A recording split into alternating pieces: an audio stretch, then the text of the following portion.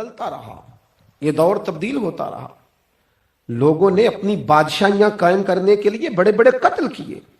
Hulagu Khan نے انسانی کھوپڑیوں کے مینار بنائے. لوگوں نے بڑے بڑے ظلم کیے، جبر کیے، خوف اور ہراس پھیلایا، اپنے اقتدار پکے کرنے کے لیے بڑے بڑے جبر کیے. پھر کیا ہوا؟ ایسی ایسی بیماریاں لگی جن کے علاج ہی کوئی نہیں تھے دنیا میں. بھری ہوئی تجوریاں، پیسے باہر گر رہے ہیں، پر ڈاکٹر کہہ رہا ہے تیرا مرض ہی وہ ہے جس کا علاج ہی کوئی نہیں. اللہ تبارک و تعالی کے قانون سے جب لوگ ٹکراتے ہیں پھر پاش پاش ہو جاتے ہیں. وقت گزرا، ٹائم یزید کا آیا. وقت گزرا تو ٹائم عبید اللہ ابن زیاد کا آیا، ٹائم شمر کا آیا. 1450 سال گزرنے کے بعد اس ہزاروں کے مجمع میں سے ایک ایک بچے کو حدیث یاد ہے کہ حسن اور حسین جنتی جوانوں کے سردار ہیں. بتاؤ یزید کو نہیں آتی تھی؟ شمر کو نہیں پتا تھا؟ کلمہ تو پڑھتے تھے نا. یہ عبید اللہ ابن زیاد کو نہیں پتا تھا؟ نبی پاک علیہ السلام کے کندھوں پر حسنین رہے، ان سب کو پتا نہیں تھا؟ یہ جانتے نہیں تھے کہ یہ وہ حسنین کریمین ہیں جن کو حضور سنتے تھے، فرماتے تھے یہ میرے پھول ہیں دونوں. کیا بات رضا اس چمنستان کرم کی، زہرا ہے کلی جس میں حسن اور حسین پھول. آج 1450 سال گزرنے کے بعد امت کو حدیث آتی ہے کہ نبی پاک علیہ السلام نے فرمایا جس نے حسن اور حسین سے پیار کیا اس نے مجھ سے پیار کیا، جس نے ان سے بغض رکھا اس نے مجھ سے بغض رکھا. کلمہ پڑھتے تھے، مسلمان کہلاتے تھے. 10 محرم کو جمعے کا دن تھا. امام حسین امامہ باندھ کے گھوڑے پر بیٹھ کر خطبہ دینے لگے تو ایک شخص اندر سے بول کے کہنے لگا حسین تقریر لمبی نہ کر، ہمارا جمعہ لیٹ ہو رہا ہے. بلے ہو نمازیو، سامنے وہ شخصیت کھڑی ہے جس پر ابھی درود پڑھیں گے نماز میں، اللہم صلی علی محمد وعلی، ابھی درود پڑھیں گے حسین ابن علی پر، ابھی شہید کر کے ابھی درود پڑھیں گے. وہ سامنے کھڑے. اور امام حسین کا ایک جملہ تاریخ نے یوں لکھا ہے کہ شاید ریت کے ذرے بھی تڑپ گئے. امام علی مقام فرمانے لگے مجھے غور سے دیکھو، تمہیں پتہ ہے میں کون ہوں؟ تم جانتے ہو میں کون ہوں؟ نبی پاک نے فرمایا تھا یہ حسن اور حسین میرے بیٹے ہیں کیونکہ میری بیٹی کے بیٹے. تمہیں پتہ ہے میں کون ہوں؟ سامنے امام حسین کھڑے. فرمایا مجھے جانتے ہو؟ اور امام علی مقام فرمانے لگے میں تمہارے نبی کا نواسا ہوں، اور آج کے بعد تمہیں کسی نبی کا کوئی نواسا نہیں ملے گا کیونکہ نبی پاک آخری نبی ہیں. اور جب حضور کے بعد کوئی نبی نہیں آئے گا تو کسی نبی کی اولاد کیسے ہوگی؟ تمہیں آج کے بعد کسی نبی کے نواسے کی زیارت نہیں ملے گی.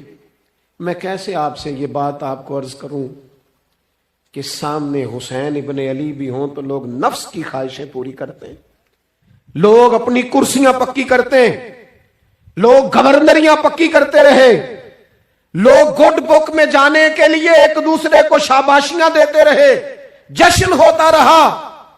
سب سے پہلے ایک شخص نے امام حسین کا قافلہ روکا تھا، اس کا نام حور بن یزید تھا. سب سے پہلے اس نے روکا تھا. وہ ایک لشکر کا سپہ سالار تھا. جب امام حسین رضی اللہ تعالیٰ عنہ نے خطبہ پڑھا نا تو حور یزیدی فوج میں تھا، واپس گیا اور عبید اللہ ابن زیاد سے جا کے کہنے لگا، یا جو بھی وہاں لوگ موجود تھے یزیدی فوج کے، ان سے کہنے لگا تم نے تو کہا تھا کہ صرف راستہ روکنا ہے،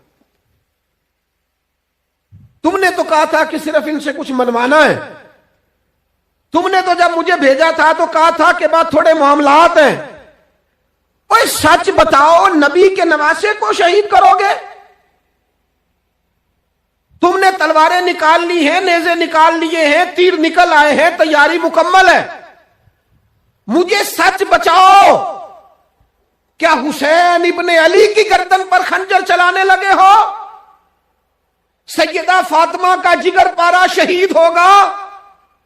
کیا یہ خبر سچ ہے؟ یوں ہوگا؟ تو کہنے لگے ہاں یہی حکم ہے ہمیں، یہی تیاری ہے، یہی پروگرام ہے، یہی پلان ہے، یہی ہوگا. کہنے لگا میں اور آپ تو مدینے والے رسول کا کلمہ پڑھتے ہیں، تو کیا محبوب کے نواسے کو ذبح کرو گے؟ جناب علی اکبر کو جن کا چہرہ رسول پاک سے ملتا ہے، حضرت قاسم بن حسن کو، جناب علی کے بیٹوں عباس بن علی کو، حضرت علی کے بیٹے ابو بکر بن علی کو، حضرت علی کے بیٹے عمر بن علی کو، حضرت علی کے بیٹے یہ بھی 3 کربلا میں موجود، حضرت عثمان ابن علی کو، ان کو شہید کرو گے؟ نے کہا ہاں تیاری ہو گئی ہے۔ تو سب کے ضمیر مردہ نہیں ہوتے، ہاں بڑی بڑی سخت جگہوں پہ پھول اگتے ہیں۔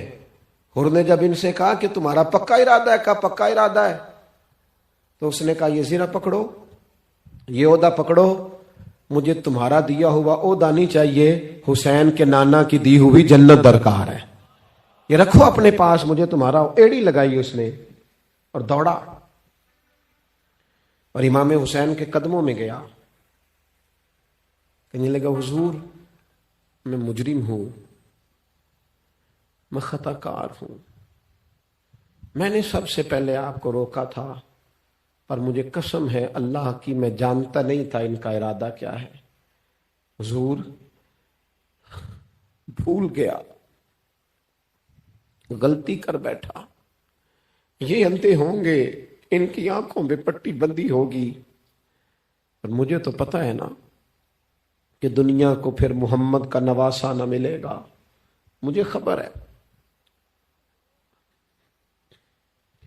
اگر معافی مانگوں تو معاف کر دو گے، پہلا مجرم ہوں، میں نے روکا ہے، اگر آ جاؤں تو قبول کر لو گے؟ یہ ظرف، یہ حوصلے، یہ توانائیاں اگر ہیں تو سیدہ فاطمہ کے دودھ میں ہیں، یہ شیر خدا کی تربیت میں ہیں، یہ محبوب نے جو ان کی زبانوں کو چوسا تو اس کرم میں ہے۔ حضرت امام حسین نے اٹھ کے سینہ یوں چوڑا کیا، ہاتھ پھیلائے، فرمایا آجا، لگ جانا میرے سینے کے ساتھ، تو آ جانا، تو نے دیر کی، ہم تو پہلے سے منتظر تھے، تو آ جا، تیری ساری معاف ہے۔ حر کے مقدر جاگے، امام علی مقام کے لشکر میں شامل ہوا۔ بعض نے لکھا ہے جو لوگ ابتدا میں شہید ہوئے امام حسین کی طرف سے، ان میں حر شامل۔ حضرت جناب زینب نے پتہ کیا دیکھا تھا؟ وہ سننا ذرا، امام حسین کی لاش مبارک کربلا میں پڑی تھی، اور امام حسین کا سر کاٹ کے نیزے پہ چڑھایا گیا تھا، اور وہ بیویوں کے سامنے خالی سر چل رہا تھا، اور سینکڑوں میل کا سفر کر کے دمشق کے بازاروں سے گزرتا وہ سر گیا۔ آج میں سر کی بات نہیں کرتا، سر کی، آپ مرد ہیں، جوان ہیں سارے، یہاں کسی کا کٹا ہوا ہاتھ پھینک دیا جائے نا، ہاتھ تو لوگ چیخے مار کے دوڑ جائیں گے، بلکہ ہاتھ تو دور رہا، کسی کی انگلی کاٹ کے یہاں پھینکی جائے تو لوگ چیخے مار کے مرد دوڑ جائیں گے، لیکن کٹا ہوا سر دیکھا، لاشیں دیکھے۔ یزید کا دربار آیا، بی بی صاحبہ کو نا ایسے عورتوں نے اپنے حالے میں لیا ہے، سیدہ زینب وہاں بیٹھ گئیں، تو جب بولا نا یزید دربار میں، کہنے لگا کہ دیکھو اللہ نے عزت والوں کو عزت دی، معاذ اللہ ثم معاذ اللہ، اور میرے مخالفین کا کیا حشر ہوا جب اس نے دیکھے نا، ایک آدمی مجبور ہے، مقہور ہے، اتنا لمبا سفر ہے، غربت ہے، پیاس ہے، بیماری ہے، کیا انداز ہے جب اس عالم میں یزید کے دربار میں اس نے گستاخی کی امام حسین کی۔ یہاں لوگ کہتے ہیں کسی کو کچھ نہ کہو، کیوں نہ کچھ کہیں، جو سیدنا امام حسین کے بارے میں بات کرے گا زبانیں کھینچیں گے اس کی، جو صحابہ کے بارے میں بات کرے گا ہم کرنے دیتے ہیں؟ یہ کیا بات ہوئی؟ گستاخی کرنا، بے ادبی کرنا، یہ کون سا دین ہے؟ یہ تو تم بے دینی پھیلا رہے ہو۔ سنو، جب اس نے بے ادبی کی تو سیدہ زینب چپ نہیں رہی، بلکہ حضرت زینب بولی اور کھڑی ہوئی، اور آپ نے تلاوت کی قرآن مجید کی، اور آیتیں پڑھی، کہنے لگی وَتُعِزُّ مَن تَشَاءُ وَتُذِلُّ مَن تَشَاءُ بِیَدِکَ الْخَیْرُ، اور آپ فرمانے لگی یزید تو کہتا ہے تیرے مخالفین پسپا ہو گئے، تجھے عزت ملی؟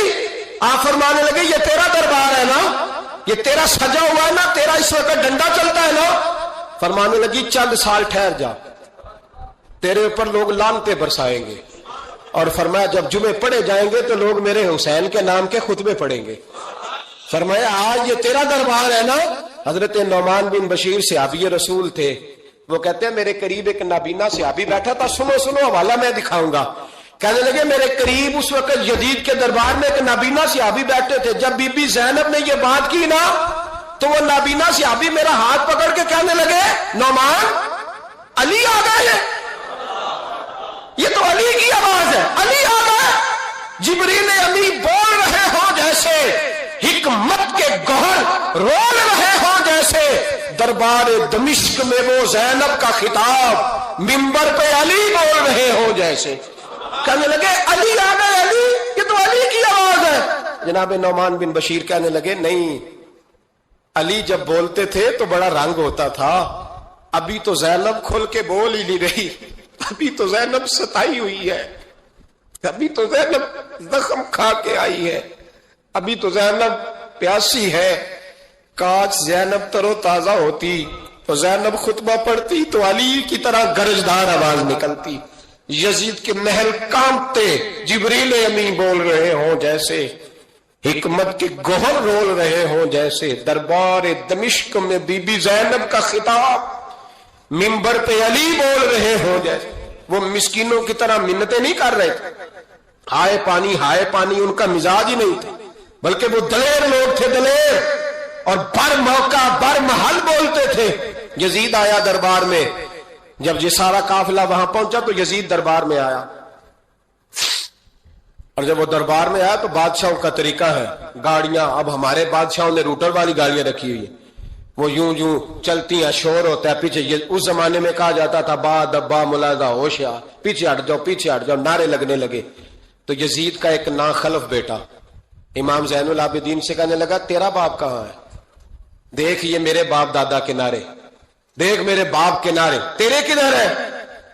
ابھی یہ بات شروع اس نے کی تھی کہ دمشق کی جامع مسجد میں زور کی اذان ہو گئی، اور جب مؤذن نے کہا نا اشہد ان محمد رسول اللہ، تو امام زین العابدین اس کا ہاتھ پکڑ کے کہنے لگے یہ میرے نانا کے نعرے لگ رہے ہیں، اگر تیرا ہے تو بتا، یہ میرے نانا کے نعرے ہیں. اور فرمایا تیرے باپ کے 2-2.5 سال لگیں گے، میرے نانے کے قیامت کے بعد بھی لگیں گے، میرے نانے کے نعرے قیامت کے یہ لگتے رہیں گے، لگ رہے ہیں اور لگتے تھے اور لگتے رہیں گے.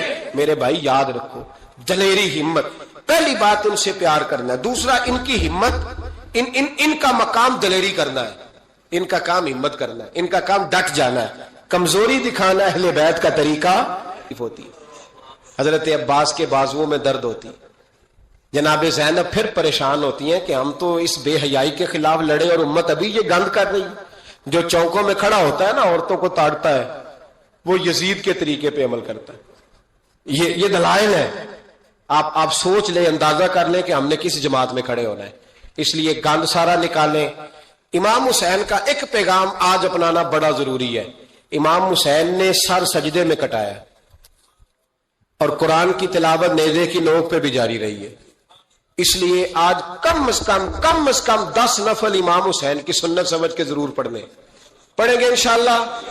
جنہوں نے روزہ رکھا ہے بڑا اچھا کیا ہے، چلو جو نہیں رکھ سکے پھر بھی نفلی ہے، کوئی فرض نہیں. کم از کم 3 دفعہ سورت یاسین کی تلاوت آئے. حبار بن اسود اللہ کے رسول صلی اللہ علیہ وسلم کی سب سے بڑی صاحبزادی کا قاتل ہے. حضرت زینب رضی اللہ تعالی عنہ آ رہی تھی مکہ سے مدینہ کی طرف، اس نے نیزہ مارا، آپ گر گئیں. بطن اطہر میں اولاد تھی، بچہ ضائع ہو گیا، شدید بیمار رہنے کے بعد وصال کر گئیں. فتح مکہ کے بعد حبار بن اسود چہرے پہ نقاب ڈال کے آیا. باپ کلیجے پہ ہاتھ رکھ کے بتائے نا بیٹی پیاری کتنی ہوتی ہے. باپ ذرا کلیجے پہ ہاتھ رکھ کے بتائے کہ بیٹیاں جگر کا چین ہوتی ہیں، بیٹیاں سکون ہوتی ہیں، بیٹی باپ کو کتنی پیاری ہوتی ہے. بیٹی کا قاتل سامنے کھڑا ہو گیا، چہرے پہ نقاب ڈالا ہے، کہتا یا رسول اللہ صلی اللہ علیہ وسلم بہت بڑا دشمن بھی آ جائے تو آپ معاف کر دیتے ہیں. جاگ رہے ہیں آپ لوگ؟ فرمایا بہت بڑا دشمن بھی آ جائے تو معاف کر دیتے ہیں. حضور نے فرمایا حبار چہرے سے نقاب ہٹا، بیٹیاں بھولا نہیں کرتی، تو کلمہ پڑھ میں تجھے بھی معاف کرنے کو تیار. فرمایا ہٹا چہرے سے نقاب، کبھی بیٹیاں بھی کسی کو بھولی ہے لیکن تو کلمہ پڑھ، صحیح میں تجھے بھی معاف کرنے کو تیار ہوں. اگر اتنا بڑا قاتل معاف ہو سکتا ہے تو چچا کیوں نہیں معاف ہو سکتا؟ تائے کو معافی کیوں نہیں مل سکتی؟ ماما جی کو معافی کیوں نہیں مل سکتی؟ سسر کے ساتھ سلوک کیوں نہیں ہو سکتا؟ آپ اپنے برادر نسبتی کے ساتھ محبت کیوں نہیں کر سکتے؟ کیوں ان ساری محبتوں کو فروغ دیا کیوں نہیں جا سکتا؟ اگر قاتل کے ساتھ ظالم کے ساتھ صلح ہو سکتی ہے، اگر ابو جہل کا بیٹا اکرما کلمہ پڑھنے آئے اور میرے رسول منبر پہ کھڑے ہو کے استقبال فرمائیں اور صحابہ کہیں یا رسول اللہ وہ تو کافر اور دشمن کا بیٹا ہے، فرمایا پہلے دشمن کا بیٹا تھا، آج تو مومن بن کے کلمہ پڑھنے آیا. وہ پہلے کی بات ہے، استقبال کیا جا رہا ہے. عزیز دوستو، تیسری بات یہ ہے کہ معاف کریں، اور چوتھی بات یہ ہے جب کوئی معافی مانگنے آ جائے نا پھر اس کو معاف بھی کر دیں. جڑے گا معاملہ تب بھی، معافی دیں بھی اور معاف جی. بڑا مشکل معاملہ ہے، لڑائی ہو گئی، جھگڑا ہو گیا، اچھا پہلے کئی دفعہ سلام لے لیتے ہیں، ہمارا ماحول بڑا جی، پہلے سلام دعا ہو جاتی ہے، لیکن بیٹے کی شادی کا کارڈ بھیج دیا تو کارڈ واپس کر دیا، میں نے منگنی تو نہیں سدیا تو میں نہیں آؤں. واہ جی واہ، بھائی منگنی پہ آپ کا آنا کوئی ضروری تھوڑا تھا، جب گھر والے کا دل کرے بلائے. پھر وہ ساری برادری کو لے کے دروازے پہ گیا، پر پھوپھی کہتی ہے میں آتی ہی نہیں. ماما جی کہتے ہیں تو جو مرضی کر لے، یہی تو موقع آیا ہے. حدیث سناؤں، اتنے سخت لفظ، اتنے سخت، رحمت للعالمین رسول اتنے ناراض نظر آتے ہیں. حضور نے فرمایا، ترغیب و ترہیب میں حافظ منذری رحمت اللہ علیہ حدیث لائے، رسول رحمت صلی اللہ علیہ وسلم نے فرمایا جس سے اس کا بھائی معافی مانگنے آیا اور اس نے معاف نہ کیا، جس سے اس کا عزیز، اس کا دوست، اس کا رشتہ دار، اس کا مومن بھائی معافی مانگنے آیا اور اس نے معاف نہ کیا، فرمایا اگر معاف نہیں نہ کرنا تو میرے حوض کوثر پہ نہ آئے، میں جام نہیں پلاؤں گا. حوض کوثر پہ بالکل نہ آئے، مجھ سے جام کا مطالبہ نہ کرے. سخت گرمی کے ماحول میں میں نہیں جام پلاتا، اگر مجھ سے جام لینا ہے میرے ہاتھوں سے تو جب بھی کوئی معافی مانگنے آئے فوراً معاف کر دیا کرو. جب بھی کوئی، اور معافی بندے کے لیے نہیں دینی، اللہ کی رضا کے لیے دینی. بندے میں تو کوتاہیاں موجود رہیں گی، بندے میں تو غلطیاں موجود رہیں گی. آج اختلافات ہیں رشتہ داروں میں، اتنے اختلافات کے سال فوتگی ہو گئی. ایک شخص فوت ہو گیا جو کسی کا نانا ہے، کسی کا کسی کا نانا لگتا ہے، کسی کا دادا لگتا ہے، کسی کا ماما لگتا ہے، کسی کا چچا لگتا ہے، کسی کا پھپھا لگتا ہے، لیکن لڑائیاں ہی بڑی ہیں. بیچارہ فوت بھی ہو گیا، انتقال ہی کر گیا. اب بھی جناب آتے ہیں تو سیدھے جنازہ گاہ، اس کے لیے نہیں، لوگوں کو دکھانے کے لیے. جنازہ گاہ آئے، جنازہ پڑا اور لوٹ گئے. بھئی اتنی نفرت کے مرنے والا ماری گیا ہے اور ہم ابھی تک درگزر کرنے کو تیار نہیں. میرے رسول کریم صلی اللہ تعالی وسلم نے فرمایا گر تو چاہتا ہے کہ تیری عمر بھی زیادہ ہو اور تیرا رزق بھی زیادہ ہو تو اپنے رشتہ داروں سے اچھا سلوک کر، اللہ دونوں چیزوں میں برکتیں پیدا فرما دے گا. کن سے اچھا سلوک کر جی؟ یہ نہیں فرمایا وہ بھی جواب میں اچھا ہی کریں تو تب ہے. سب سے افضل صدقہ کون سا ہے؟ غریب کو دینا، مسکین کو دینا، یتیم کو دینا، مدرسے کو دینا، مسجد کو دینا، سب سے افضل صدقہ. اچھا یہ حدیث آپ نے پتا کیا کرنا جو میں سنانے لگا ہوں، یہ گھر جانا ہے، اس کو لکھ لینا ہے اور اس کو نہ پڑھنا ہے کبھی کبھی کھول کے کہ یہ کیا جملے ہیں حضور سید عالم کے، محبوب پاک کے. یہ کیسے عجیب حضور نے فکرے اور کس انداز میں سمجھا دیا، کتنی خیر انڈیل دی اپنے غلاموں کے دلوں میں. حضور نے فرمایا غلاموں پتہ ہے سب سے افضل صدقہ کون سا ہے؟ ایک صحابی کہنے لگے حضور یتیم کو دینا. فرمایا نہیں. سب سے افضل صدقہ کون سا ہے؟ یا رسول اللہ مسکین کو دینا. فرمایا نہیں. سب سے افضل صدقہ حضور مسافر کو دینا. فرمایا نہیں. سب سے افضل صدقہ یا رسول اللہ مجاہدین اسلام کو دینا. فرمایا نہیں. حضور پھر بڑی قابل غور حدیث، جاگیے گا، ذرا آنکھ کھولیے گا، ذرا ٹیک چھوڑیے گا، ذرا عجیب انداز دیکھیے گا میرے بھئی حدیث میں فکریں کیسے بیان فرمائے. رسول پاک نے فرمایا تیرا رشتہ دار ہو، سب سے افضل صدقہ کیا ہے؟ تیرا، بولیے یار، تیرا رشتہ دار ہو اور غریب ہو حقدار ہو. اور اگلے لفظ بڑے عجیب ہیں, تیرا رشتہ دار ہو غریب ہو اور تجھ سے ناراض ہو. کیسی بات ہے؟ فرمایا تیرا رشتہ دار ہو غریب ہو اور تجھ سے ناراض ہو, فرمایا کسی بھی طریقے اس کے گھر صدقہ پہنچا دے, سب سے افضل صدقہ کرنے کا ثواب لکھا جائے گا.